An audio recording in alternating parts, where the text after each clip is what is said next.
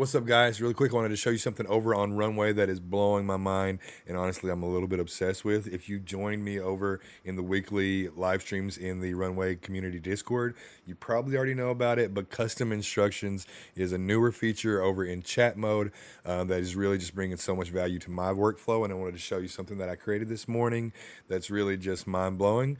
So if you come down to the settings bar down here, you'll see custom instructions. You can see that I've created a lot. The one that I'm talking about today is called mascot add. I just used my favorite LLM and gave it instructions that I wanted to achieve, and we created these really dense custom instructions. And essentially, you can upload one single image of a character or a mascot. Or whatever, like just the character that you want to represent a logo or a product of some sort. Even a picture of yourself would work. Today, I'm going to be using this groovy cat, and I'm just going to say, here you go.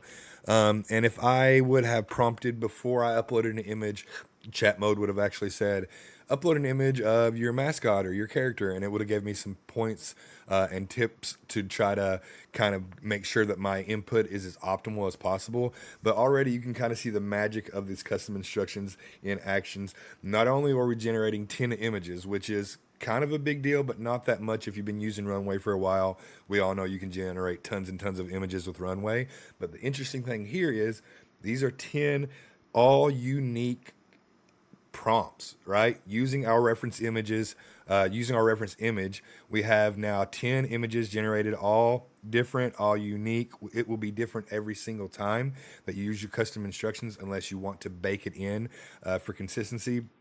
That you can go through and you can see our mascot or our character has already been turned into stickers and onto boxes of games and into plushies and all this great stuff. And now I'm just going to say, turn these into videos and just press enter. And I'm going to go ahead and let it do its thing. And you can see, since we have runway only selected, this is going to use the runway only models. So we're using Gen 4 image to generate our images, and Gen 4 Turbo to use to generate our videos. And already you can see now, not only did I generate in a batch of 10 images, now I'm animating each of those images individually with their own prompt for each video. And it's going to be generating each video here, and again, we're using runway models, so it's super duper quick. And we can go through and kind of see some of these in action. A really cool thing, that a little pro tip, if you're going to use custom instructions, if you ever find a video that you're not super duper happy with, which using runway models, you're usually going to get something really great like these. But you can actually go ahead and click reuse settings, which will take you over into tools mode.